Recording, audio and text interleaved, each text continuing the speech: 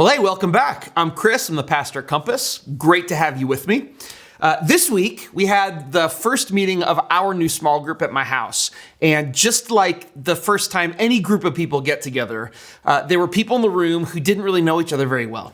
So we went around the room to introduce ourselves by giving our names. And then I asked everyone to just say one interesting fact about a pet that you had. We discovered that one person had a psychotic cat that they had to get rid of because they were afraid it was going to kill their new baby. We had another person who has a three-legged dog named Angus, which like the fancy steak, and they regret naming their dog Angus now because they're vegan.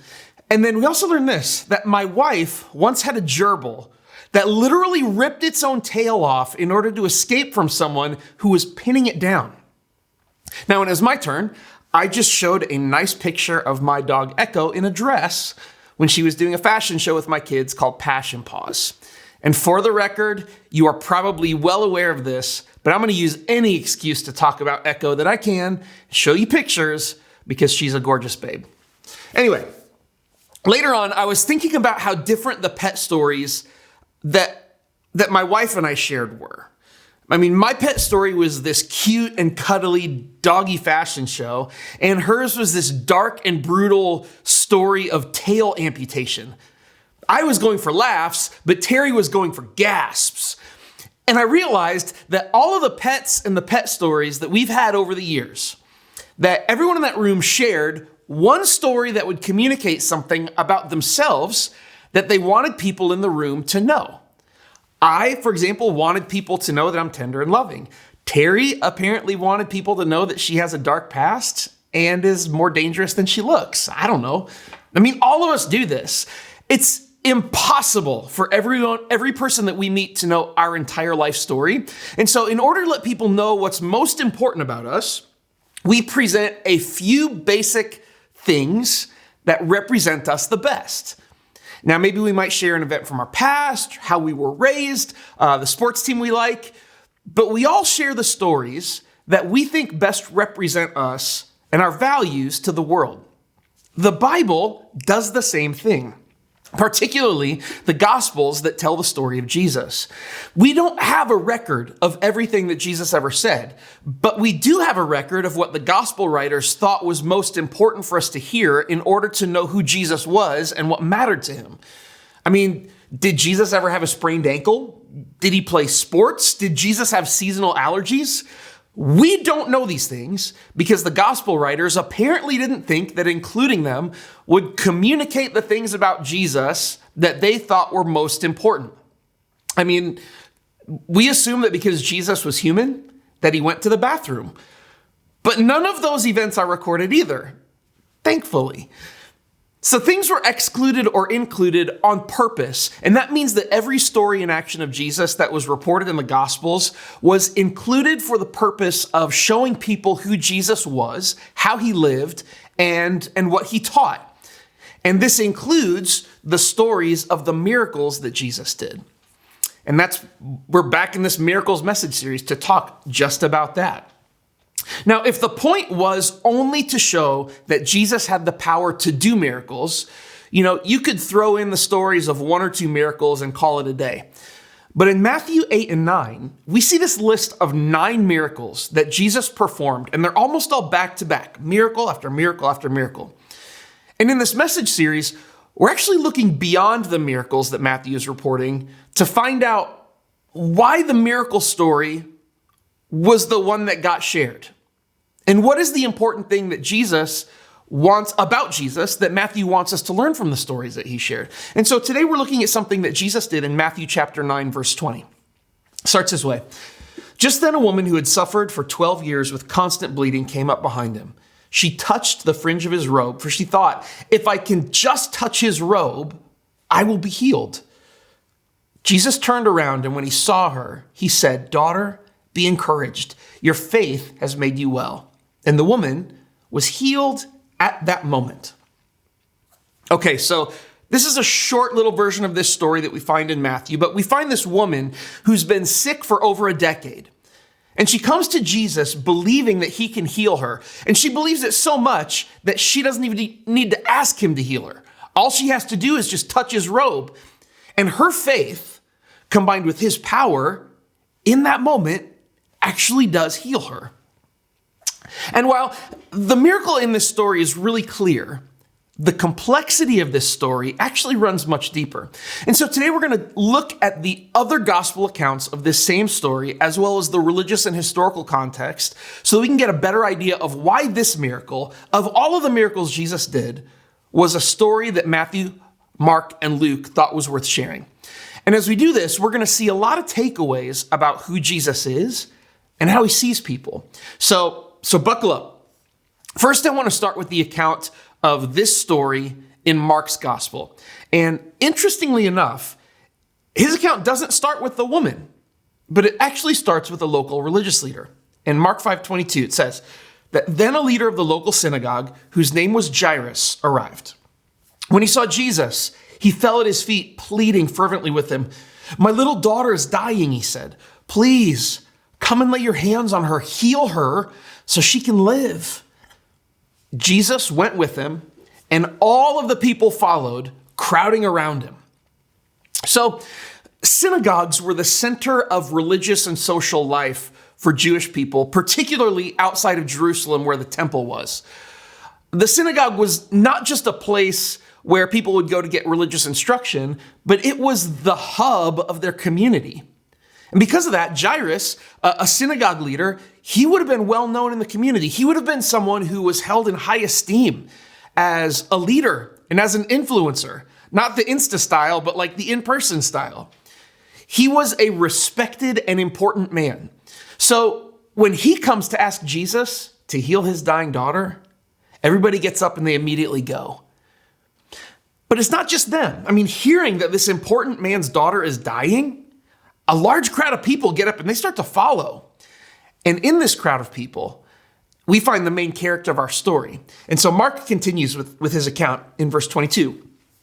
A woman in the crowd had suffered for 12 years with constant bleeding. She'd suffered a great deal from many doctors, and over the years she'd spent everything she had to pay them. But she'd gotten no better. In fact, she'd gotten worse.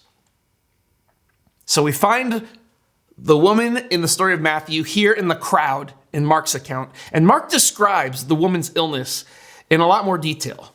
I mean, so not only had it been 12 years, but she'd seen all the doctors over all the years. She'd suffered through all kinds of treatments.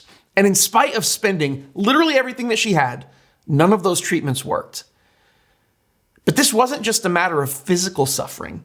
Her illness, it put her at odds with the religious community that she was part of. Now, warning, okay? We're going to talk about this illness, this constant bleeding that she suffered from, and we're going to talk about what the Jewish law said about it. But before I do, just let me prepare you. We are going to talk about menstrual cycles. Yeah! I know that wasn't on your church bingo card for today, but we go where the Gospel of Matthew takes us. And right now, it's taking us right to this fun topic. So I just want to give you fair warning in case anyone in the room needs to put earmuffs on, because the Jewish law had some really strict regulations when it came to a woman being on her period. In Leviticus 15, verse 19 and 25, it says this, that whenever a woman has her menstrual period, she will be ceremonially unclean for 7 days. Anyone who touches her during that time will be unclean until evening. If a woman has a flow of blood for many days that is unrelated to her menstrual period, or if the blood continues beyond the normal period, she is ceremonially unclean. As during her menstrual period, the woman will be unclean as long as the discharge continues. Whew, that was a fun verse. So this is the holiness law regarding ceremonial cleanness. In order to engage in the spiritual life of the temple and the social life of the religious community, a religious Jew had to be ceremonially clean. And so that included things like avoiding unclean foods, unclean behaviors, and even unclean people. And if you were unclean, the penalties could go anywhere from things like temporary separation all the way to total exclusion from the community, depending on the nature of the violation. And so for a woman, every time she was on her period, she was considered unclean. And anyone or anything that she came in contact with would also become unclean. But it was worse for the woman in our story. I mean, she'd suffered constant bleeding, constant, for 12 years, maybe her entire adult life. She was always unclean. She could never enter the temple. Anyone she touched would catch her impurity. Anyone she bumped into or who sat in a seat where she had sat, unclean. And there were serious implications for marriage too. Leviticus 20:18 says that if a man has sexual relations with a woman during her menstrual period, both of them must be cut off from the community. Imagine you're in a culture where having a large family was a huge priority. You can understand why most men wouldn't marry a woman that couldn't bear him children. I mean, what man would risk not only being constantly ceremonially unclean himself, but would run the risk of being completely cut off from the community for just having sex with his wife? I think that it's very likely this sick woman lived a really lonely life that was full of physical suffering and isolation. She was forever unclean, and her religious uncleanness, it was unrelenting and all-encompassing. So let's jump back to Mark 5, verse 27. She had heard about Jesus, so she came up behind him through the crowd and touched his robe, because she thought to herself, if I can just touch his robe, I will be healed. Immediately the bleeding stopped, and she could feel in her body that she had been healed of her terrible condition. Okay, so a couple of things. For her to push her way through the crowd to Jesus was totally out of bounds. I mean, every person who she touched or bumped into caught her impurity, even if they didn't know it. I'm pretty sure that's why she just touched Jesus' robe, because if she'd gotten up to Jesus to ask him for healing, she'd have to tell him why. And she'd have to explain her violation of the religious norms. Those things would be exposed. But she was desperate. So she pulled her hood up, she shoved her way through the crowd to Jesus, and she touched his robe. And it worked. I mean, she could feel it immediately. Something had changed. She was healed. And everything was wonderful.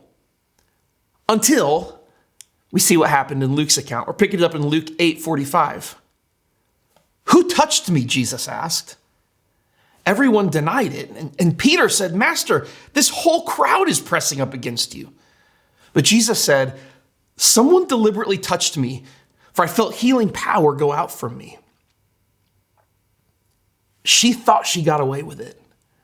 But Jesus stopped in the middle of the road because he knew. And in spite of the huge crowd that was pressing up against him, all of the people who were jostling into him, he knew what she'd done. Her touch was different, and Jesus stopped. He stopped in the middle of an urgent trip to heal a dying girl because this woman had touched him. She was busted. So she comes clean in verse 47. When the woman realized that she could not stay hidden, she began to tremble and fell to her knees in front of him. And the whole crowd heard her explain why she had touched him and that she'd been immediately healed. Daughter, he said to her, your faith has made you well. Go in peace. Okay, so she was terrified. I mean, she was so afraid because she knew that according to religious custom and tradition, what she had done was wrong. Not only were her actions wrong, but she was wrong, unclean. And in her desperate attempt to deal with her own ceremonial impurity, she had spread it to others, maybe even to Jesus. And if Jesus had the power to heal her, that means Jesus had the power to take it back. So trembling, she falls on her knees in front of him and she confesses everything. And the whole crowd heard it. And they're probably wondering, did she touch me on her way up to get to Jesus? And they probably expected Jesus to rip into her. Probably expected him to say something like, how dare you? Not only have you violated the law by not following what it prescribes for people like you, But you may have made every person in this crowd ceremonially unclean. You touched me, a holy man, without my permission, and you stopped our emergency trip to go help a dying girl. And not just any dying girl, but the daughter of a synagogue leader, a righteous, a holy, and important man. And an unclean lawbreaker like you thinks you deserve my help more than this important, righteous man's daughter? Who do you think you are? But that's not what Jesus said. Jesus instead looks at her and he calls her daughter, a term of endearment. And he says, it's okay. You're okay. It took a lot of faith to believe that just touching my clothes could heal you. And that faith has made you well. I'm not mad. You can go in peace. It's hard for me to sum up this story into one main point because in a lot of ways, this story is a summary of themes that we've been talking about over and over again as we've looked at Jesus' life in Matthew's gospel. It takes a bunch of those threads of Jesus' character and it kind of weaves them together. But as I wrap up, let me just point out a few observations. And the first is this. It's that Jesus includes the unclean in his kingdom. Again, we see this over and over again, but we see Jesus diminish and even disregard the demands of religious law and custom to care for and include someone who wasn't allowed access. And know this, even though her ceremonial impurity was no fault of her own, the demands of the law still excluded her from full inclusion into the religious community. But Jesus always puts people over religion. And he includes those who church people may see as unclean into his kingdom. So if you feel unclean, or if you've ever been treated as if you are unclean by religious people, know this, that's not Jesus. You're invited to come close enough to touch him, just as you are. Second, unimportant people matter in his kingdom.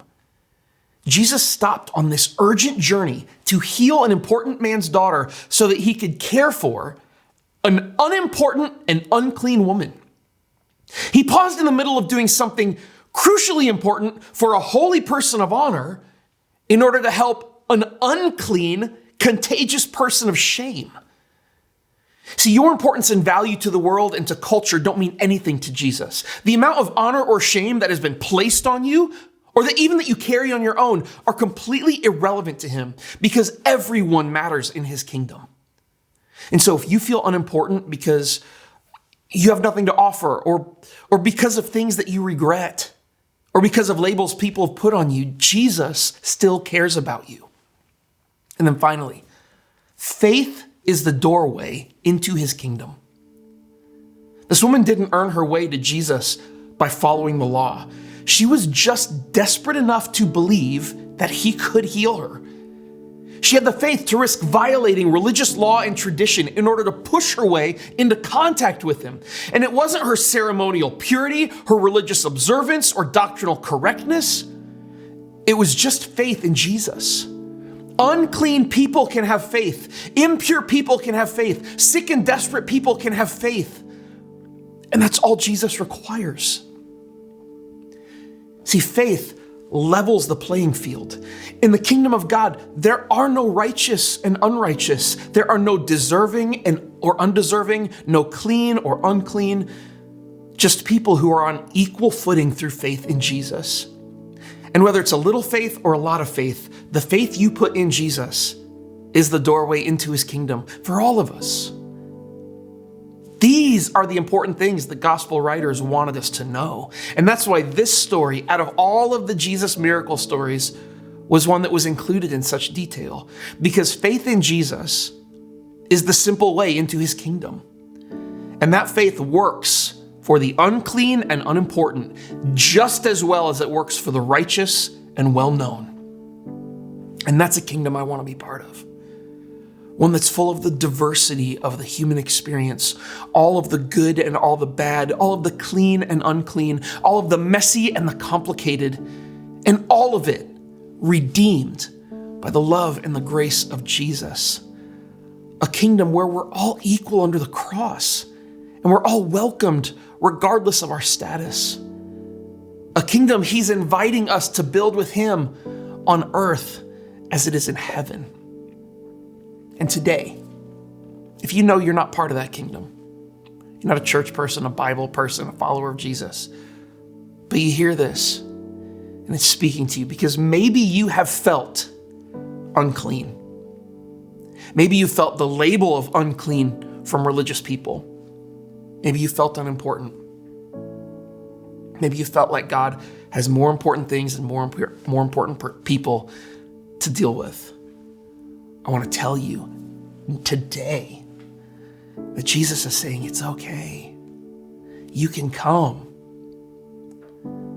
All it takes to enter into this new thing that he is doing in this world and that he wants to do in your life is faith. Just enough faith to say yes to Jesus.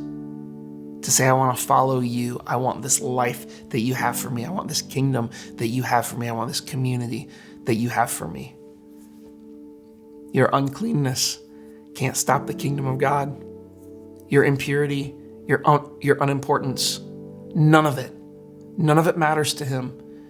His arms are open, as wide as the reach of the cross, and he's inviting you to himself. So if that's you, I would invite you to do this. Check on the Connect With Us link in the notes of this video. Just click that connection card and check the box that says, I want to be a follower of Jesus. We want to reach out to you and help you take whatever next steps you need to take. We want to help you take one step closer in Jesus. So whether you have a lot of faith or a little faith, it's enough. We want to help you take that step. I will see you next time.